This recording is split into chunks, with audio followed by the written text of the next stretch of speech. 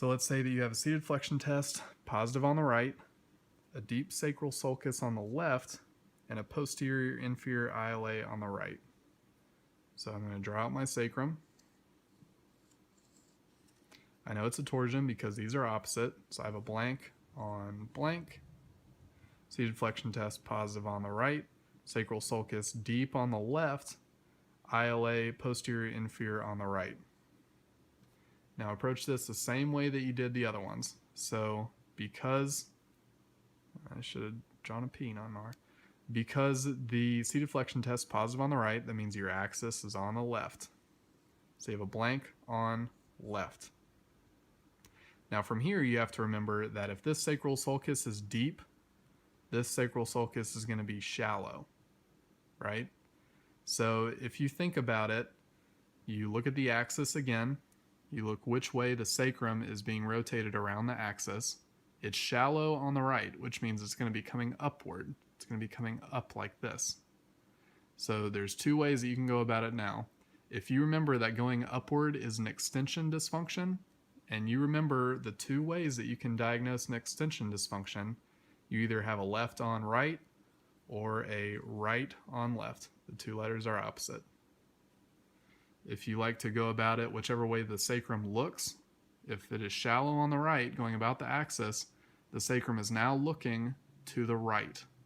It's now looking to the right. And since it's looking to the right, it's a right on left. So let's do another question. If I can erase all this stuff. So the next one, we have a seated flexion test, positive on the left. We have a shallow sacral sulcus on the left. Shallow sacral sulcus on the left. We have a posterior inferior ILA on the left. So once again, I'm going to draw out my sacrum. Seated flexion test, positive on the left. Sacral sulcus is shallow on the left. So shallow on the left. Posterior inferior ILA on the left. So I can approach this the same way that I do all the other torsions. So positive on the left, axis is on the right. So blank on blank. Right axis, right. Blank on right. Since it's shallow on this side, and this is the axis, and my hand is the sacrum, if it's shallow on the left, that means it's going into extension. Shallow extension. And if you remember the two extension dysfunctions, you can either have a right on left or a left on right. And if you want to go which way the sacrum is looking, the sacrum is now looking to the left. Pretend like the front surface of my fingers are my eyeballs. I am now looking to the left. Looking to the left. So you have a left on right. So I have two more torsions. Two more torsion example questions. So let's say that you have a deep sacral sulcus on the right. You have a posterior inferior ILA on the left, and you have a positive sphinx or spring test. Positive sphinx or spring test. So you approach this by drawing out your sacrum once again. You don't know which side the seated flexion test is on, but that's okay. They gave you the sphinx or spring. Now you look at the sacral sulcus. The right side is deep. The left side is posterior inferior. So now if you take into account that it is a torsion, so it's blank on blank, you know that it is positive sphinx or spring test, which means that it has to be an extension dysfunction. And remember, there are two extended dysfunctions or backward torsions. You can either have a right on left or a left on right. Now if I'm looking at this, now I have to go through my head, okay, which one of these dysfunctions makes sense given this finding? So if I have a deep sacral sulcus over here, that must mean that this is shallow. And if this side is shallow, the only way to make this an extended torsion is if I put the axis right here. So if the axis is here, axis is on the right side, I know this is not the dysfunction, and this is the dysfunction. So if I want to pretend with the pen and fingers again, if this is the axis, this is the sacrum going backwards, I'm now coming up and I'm looking to the left. My fingers are looking to the left. Left on right. I really think that if you go through a whole bunch of practice questions like this, you'll be able to get these in no time.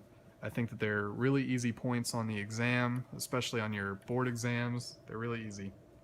So last torsion. Let's say that we have a deep sacral sulcus on the left, a posterior inferior ILA on the right, and our sphinx or spring test is negative. So the first thing I'm going to do, draw out my sacrum. I don't know which side the seated flexion test is positive on, but that's okay. They gave me sphinx and spring.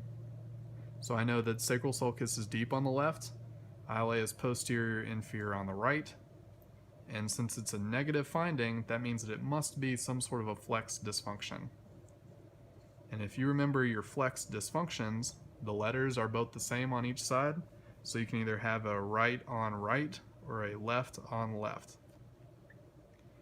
Now, if you're looking at this picture, the only way that you're going to be able to get either a right on right or a left on left is if one side is deep, one side is shallow.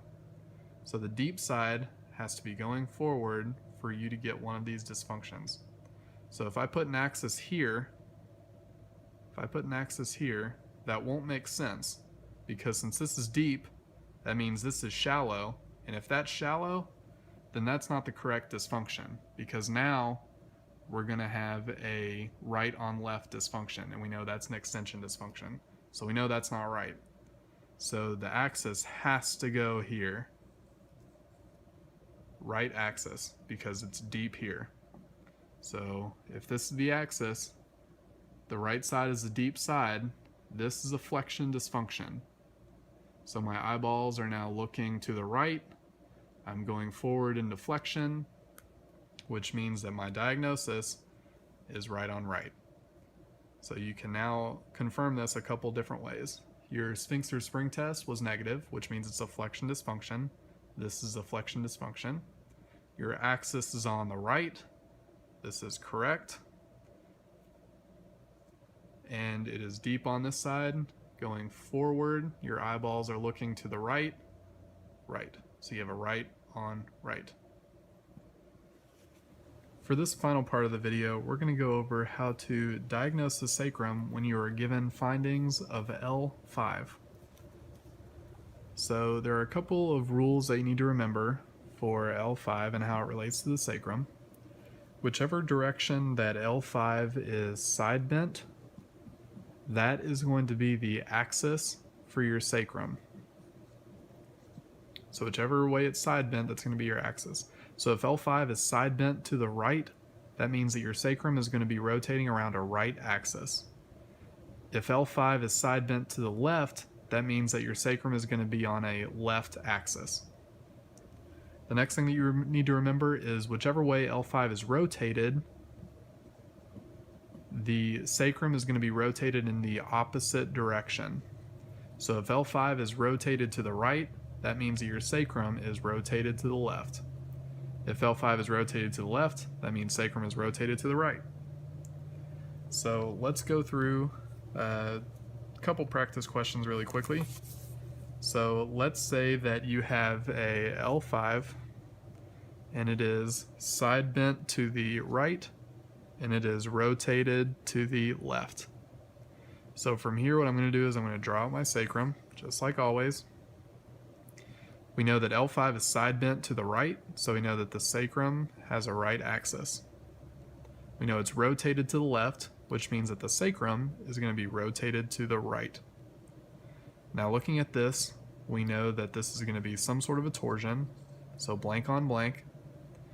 The axis is going through the right sacral sulcus, so it's going to be on the right. And the only way for the sacrum to rotate to the right around this axis is if my hand is the sacrum. Rotating right means I'm going to be pushing forward. Pushing forward. And you already know the answer to this. So if it's pushing forward, it's deep over here. That means it's going into flexion. It means that you have a right on right dysfunction. Right on right. Another finding that they could have thrown at you for this question is, let's say for some reason the patient also had a negative sphinx test or a negative spring test.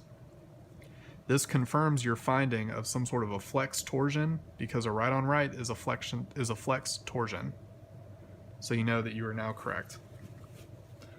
So let's do another one. So let's say that L5 is side bent left and rotated left. So first thing that I'm going to do, draw my sacrum. Side bent to the left, axis is on the left. Rotated to the left, that means the sacrum is rotated to the right. So I know this is a torsion, blank on blank. Left axis, rotated to the right. So if this is the axis, the only way that I can get the sacrum to rotate to the right is if I come backward into extension. So the anterior portion of my fingers is looking to the right. My eyeballs are looking right. So knowing that, right on left. If they were to happen to throw the sphinx or spring test at you, you can confirm it. So right on left is an extension dysfunction, which means that if the patient had a positive sphinx or spring test, you have confirmed your diagnosis. So one last thing that they might try and do to you is they might give you a way to diagnose L5 by knowing your sacrum findings. So let me think of a good one here. Let's say that your sacrum has a seated flexion test that is positive on the left. You have a deep sacral sulcus on the left, and you have a ILA that is posterior inferior on the right. And the question stem wants you to figure out what position L5 is in. So from here, I'm going to diagnose my sacrum. I know that it's a torsion because of these two, blank on blank.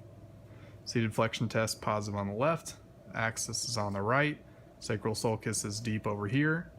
So right now, I already know that the diagnosis is going to be right on right. So because of this, if I'm going to translate this to L5, I know that it is side bent to the right because it has a right axis. L5 is side bent to the same side as the axis. And whichever way that L5 is rotated, it's going to be the opposite for the sacrum. So we know that L5 is rotated to the right. L5 must be rotated. Oops, I wrote that backward. L5 must be rotated to the left. So then this will be your answer on the exam.